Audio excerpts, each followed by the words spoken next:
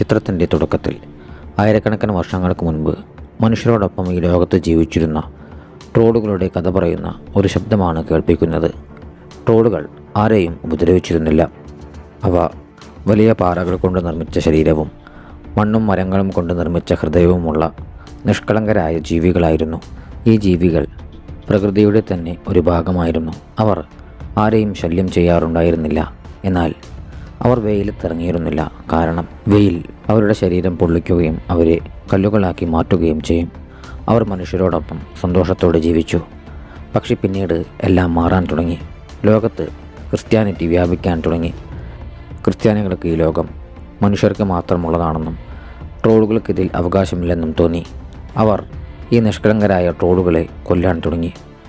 അവരോട് വളരെയധികം ക്രൂരത കാണിച്ചു.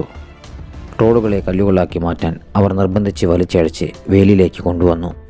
ക്രിസ്ത്യാനികളുടെ വിശുദ്ധജലം, വിശുദ്ധമണി എന്നീ കാര്യങ്ങളെല്ലാം ട്രോളുകൾക്ക് വളരെയധികം വേദന നൽകുകയും അവരെ ദുർബലപ്പെടുത്തുകയും ചെയ്തു. മനുഷ്യർ ഈ കാര്യങ്ങളെല്ലാം മുതലെടുത്തു. ഈ കഥയിലെ പ്രധാന കഥാപാത്രമായ നോറയുടെ അച്ഛൻ കുട്ടിക്കാലത്ത് നോറയ്ക്ക് ട്രോളുകളുടെ കഥകൾ പറഞ്ഞു കൊടുക്കാറുണ്ടായിരുന്നു. പാവപ്പെട്ട ട്രോളുകളെ മനുഷ്യർ സഹായിക്കാത്തതിൽ അദ്ദേഹം വളരെ ദുഃഖിതനായിരുന്നു. ഇക്കാര്യം അദ്ദേഹം നോറയോടും പറയാറുണ്ടായിരുന്നു. ഈ സമയം നോറ അച്ഛനൊരു വാക്ക് കൊടുത്തു.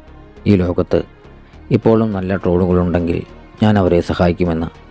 ശേഷം കാണിക്കുന്നത് യുവതിയായി മാറിയ നോറയെയാണ്. അവളുടെ അച്ഛൻ മരിച്ചുപോയിരുന്നു.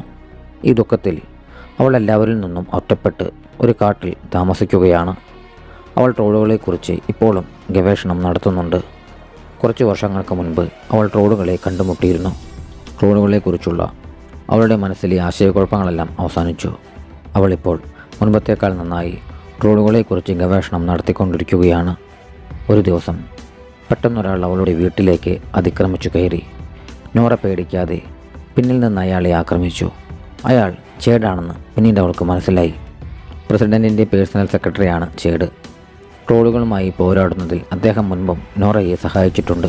അദ്ദേഹം ഇപ്പോഴും സർക്കാരിന് വേണ്ടി തന്നെയാണ് പ്രവർത്തിക്കുന്നത്. എന്നാൽ അതോടൊപ്പം ട്രോളുകളെ രക്ഷിക്കാൻ പുതിയ വഴികളും അദ്ദേഹം തേടുന്നുണ്ട്. കാരണം ട്രോളുകൾ മോശക്കാരല്ലെന്നും രാക്ഷസന്മാരല്ലെന്നും നോറയുടെ അച്ഛൻ വഴിയാണ് അദ്ദേഹത്തിനും മനസ്സിലായത്. ചേഡ് അവിടേക്ക് വന്നിരുന്നത് നോറയോട് ഒരു വലിയ രഹസ്യം പറയാനാണ്. അതിനായി അദ്ദേഹം അവളെ അവിടെ നിന്ന് ഒരു രഹസ്യ ലാബിലേക്ക് കൂട്ടിക്കൊണ്ടു പോവുകയാണ്. ലാബിൽ അവർ പ്രൊഫസർ ലാറിയെ കണ്ടുമുട്ടി. ഈ പ്രൊഫസർ ലാറിയും നോറയെപ്പോലെ തന്നെ ട്രോളുകളെക്കുറിച്ച് ഗവേഷണം നടത്തിക്കൊണ്ടിരിക്കുകയായിരുന്നു. അവിടെ വെച്ച് നോറ ഒരിക്കലും വിചാരിക്കാത്ത ഒരു കാഴ്ച കണ്ടു. നാസിസത്തിൻ്റെ കാലത്ത് മലയിൽ നിന്ന് പുറത്തു വന്നിരുന്ന അതേ ട്രോൾ ഈ സമയം പ്രൊഫസർ ലാറിയുടെ ലാബിലുണ്ടായിരുന്നു. അവർ ഈ ട്രോളിനെ ജെറി എന്നാണ് വിളിച്ചിരുന്നത്. കഴിഞ്ഞ 100 വർഷമായി ഇത് ഉറങ്ങുകയായിരുന്നുവെന്ന് ശാസ്ത്രജ്ഞർ പറഞ്ഞു. തങ്ങളുടെ ഗവേഷണത്തിനായി ശാസ്ത്രജ്ഞർ ഈ ട്രോളിൻ്റെ പല ഭാഗങ്ങളും മുറിച്ചു മാറ്റിയിരുന്നു എന്ന കാര്യം നോറ ഇവിടെ വെച്ച് അറിയുകയാണ്. ഇത് കേട്ട് നോറയ്ക്ക് ദേഷ്യം വന്നു. അവൾക്ക് ട്രോളിനോട് സഹതാപം തോന്നി. അവൾ ഒരു ലിഫ്റ്റ് വഴി ട്രോളിൻ്റെ കാതിനടുത്തേക്ക് എത്തുകയും മെല്ലെ അതിൻ്റെ കാതിൽ ഒരു കവിത ചൊല്ലാൻ തുടങ്ങുകയും ചെയ്തു. നോറയുടെ സ്നേഹവും വികാരങ്ങളും പെട്ടെന്ന് ട്രോളിൻ്റെ കണ്ണുകൾ തുറപ്പിക്കാൻ കാരണമായി.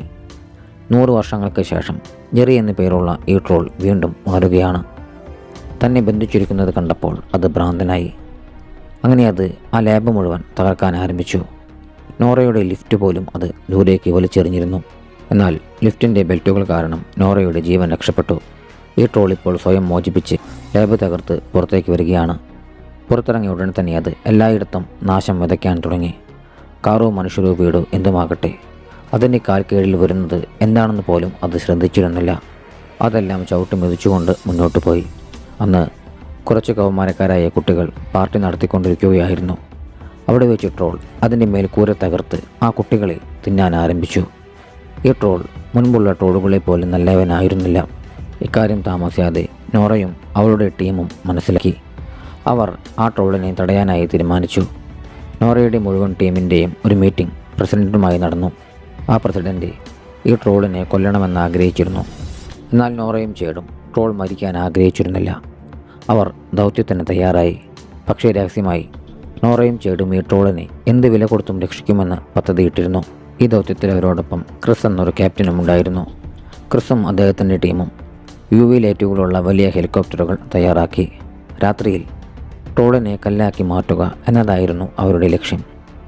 ജെറി എന്നു പേരുള്ള ഈ ട്രോൾ ഇപ്പോഴും ആളുകളെ തിന്നുകൊണ്ടിരിക്കുകയാണ്. ക്രിസും കൂട്ടരും ട്രോളിനെ കൊല്ലാനായി ഹെലികോപ്റ്ററുകളുമായി അതിൻ്റെ അടുത്തേക്ക് വന്നു. അവർ UV ലൈറ്റുകൾ ഉപയോഗിച്ച് ട്രോളിനെ ദുർബലപ്പെടുത്താനായി ശ്രമിച്ചു. പക്ഷേ ട്രോളിനെ കല്ലാക്കി മാറ്റാൻ കഴിഞ്ഞില്ല.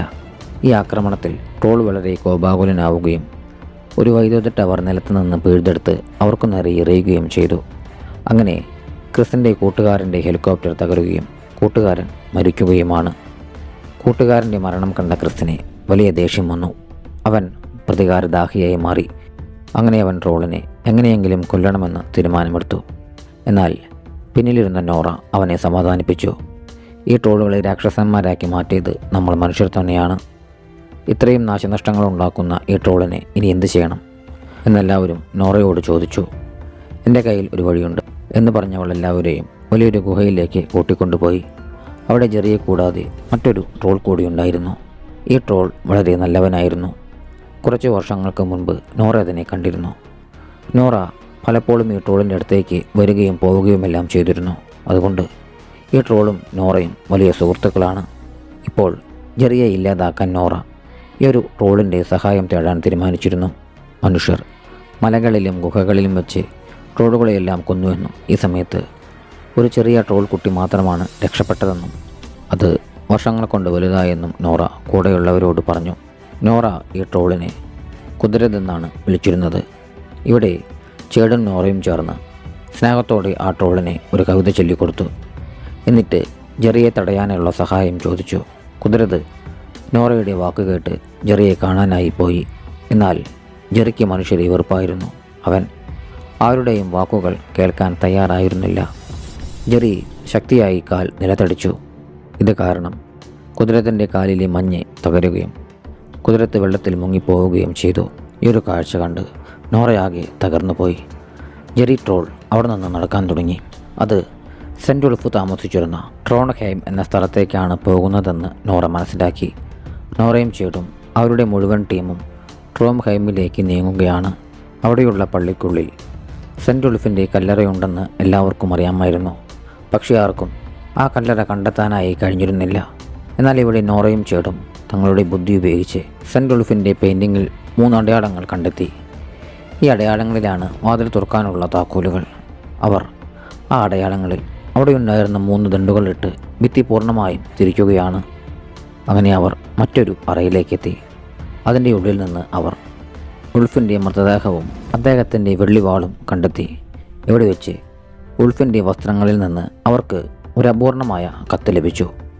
ഇതിൻ്റെ ബാക്കി പകുതി കത്ത് ജെറി ട്രോളിനെ ശാസ്ത്രജ്ഞർ സൂക്ഷിച്ചിരുന്ന ആ ഒരു ലേബിലാണ് ഉണ്ടായിരുന്നത്. ഇവർ രണ്ടിൻ്റെയും ചിത്രങ്ങളെടുത്ത് കൂട്ടിച്ചേർത്തു. അതിനുശേഷം വലിയൊരു സത്യം അവർ മനസ്സിലാക്കി. ട്രോളുകളെ കൊന്നത് സെൻറ്റ് ഉൾഫാണെന്നാണ് പ്രചരിച്ചിരുന്നത്. എന്നാലത് അങ്ങനെയല്ലായിരുന്നു. ട്രോളുകളെ കൊല്ലാൻ അദ്ദേഹം ഉത്തരവിട്ടിരുന്നില്ല. മനുഷ്യർക്കും ട്രോളുകൾക്കും പരസ്പരം ബുദ്ധിമുട്ടുണ്ടാകാതിരിക്കാൻ ട്രോളുകളെ ലോകത്തിൻ്റെ മറ്റൊരു ഭാഗത്തേക്ക് അയക്കാൻ മാത്രമാണ് അദ്ദേഹം ആഗ്രഹിച്ചിരുന്നത്. എന്നാൽ പള്ളി അദ്ദേഹത്തിൻ്റെ ഉത്തരവുകൾ അനുസരിച്ചില്ല. പള്ളിയുടെ വാക്ക് കേട്ട് എല്ലാ ട്രോളുകളെയും ആളുകൾ കൊന്നു. എന്നിട്ട് ഇതിൻ്റെ എല്ലാം കുറ്റം ഉൾഫിൻ്റെ മേൽ ചുമത്തി. ഇതെല്ലാം മറച്ചുവെക്കാൻ വേണ്ടി അവർ ഉൾഫിനെ തന്നെ കൊല്ലുകയും അവൻ്റെ കല്ലറ ഒളിച്ചു വെച്ച് പണിയുകയും ചെയ്തു. തൻ്റെ എല്ലാ ട്രോൾ സഹജീവികൾക്കും വേണ്ടി പ്രതികാരം ചെയ്യാനാണ് ജെറി ട്രോൾ ട്രോൺഹെയിമിലേക്ക് നീങ്ങുന്നതെന്ന് നോറയ്ക്കും മനസ്സിലായി. ഈ ട്രോളിനെ തടയാൻ നോറയുടെ അച്ഛൻ്റെ ഗവേഷണങ്ങളിൽ നിന്ന് ട്രോളിനെ വിശുദ്ധജലം കൊണ്ട് മാത്രമേ ദുർബലപ്പെടുത്താൻ കഴിയൂ എന്നവർ മനസ്സിലാക്കി. ഈ പള്ളിയുടെ അടിയിൽ വിശുദ്ധജലത്തിൻ്റെ വലിയൊരു തടാകമുണ്ടായിരുന്നു. ഇക്കാര്യം നോറയും ടീമും മനസ്സിലാക്കി. നോറയും അവരുടെ ആളുകളും സൈന്യത്തിൻ്റെ സഹായത്തോടെ വിശുദ്ധജലം ഉപയോഗിച്ച് ധാരാളം ആയുധങ്ങൾ തയ്യാറാക്കി. രാത്രിയിൽ ജെറി നഗരത്തിലേക്ക് വരുമ്പോൾ അവർ ആദ്യം പള്ളിയുടെ മണിയടിച്ച് അതിനെ ദുർബലപ്പെടുത്തി. അതിനുശേഷം ധാരാളം വിശുദ്ധജലമുള്ള ആയുധങ്ങൾ അതിൻ്റെ മേലേക്ക് എറിഞ്ഞു. പക്ഷേ അതുകൊണ്ട് ആ ട്രോളിനെ ഒന്നും സംഭവിച്ചിരുന്നില്ല. അത് കൂടുതൽ ദേഷ്യപ്പെടുകയും ചുറ്റിലും കൂടുതൽ നാശനഷ്ടങ്ങൾ ഉണ്ടാക്കാൻ തുടങ്ങുകയും ചെയ്തു. സാഹചര്യം കലുഷിതമാകുന്നതിലും മുൻപ് വെള്ളത്തിൽ മുങ്ങിപ്പോയിരുന്ന കുതിരത്ത് തിരിച്ചെത്തി. ഇത് കണ്ട് നോറയാണ് ഏറ്റവും കൂടുതൽ സന്തോഷിച്ചത്. കുതിരത്ത് ജെറിയെ തടയാൻ ആഗ്രഹിച്ചു. അതുകൊണ്ട് നഗരത്തിൻ്റെ നടുവിൽ വെച്ച് 2 ട്രോളുകളും തമ്മിൽ ശക്തമായ പോരാട്ടം ആരംഭിച്ചു. ട്രോളിനെ പൂർണ്ണമായും കൊല്ലാൻ അതിൻ്റെ ശരീരത്തിലല്ല, മറിച്ച് അതിൻ്റെ ഹൃദയത്തിലേക്ക് വിശുദ്ധജലം എത്തിക്കണമെന്ന് നോറയുടെ കൂടെയുള്ളവർ പറഞ്ഞു. ഈ ജോലി ചെയ്യുന്നത് അത്ര എളുപ്പമായിരുന്നില്ല. അത് ചെയ്യാൻ അവരുടെ പക്കലിനി ഒരു വാട്ടർ ബോംബ് മാത്രമേ ബാക്കിയുള്ളൂ. ട്രോൾ ഇപ്പോഴും ചലിച്ചുകൊണ്ടിരിക്കുകയാണ്. അതിൻ്റെ വായിലേക്ക് കൃത്യമായി ലക്ഷ്യം വയ്ക്കുന്നത് അസാധ്യമാണ്. ഈ സമയം ചേട് ആ ഒരു ദൗത്യം ഏറ്റെടുക്കാനായി തീരുമാനിച്ചു. എല്ലാ മനുഷ്യരെയും രക്ഷിക്കാൻ ഇത് മാത്രമായിരുന്നു ഏക പോംവഴി. ചേടും ക്രിസും വാട്ടർ ബോംബുമായി ഹെലികോപ്റ്ററിൽ ജെറിയുടെ വായുടെ അരികിലേക്കെത്തി. അവർ വാട്ടർ ബോംബ് ജെറിയുടെ വായിലേക്ക് ഇടാനായി ശ്രമിച്ചു.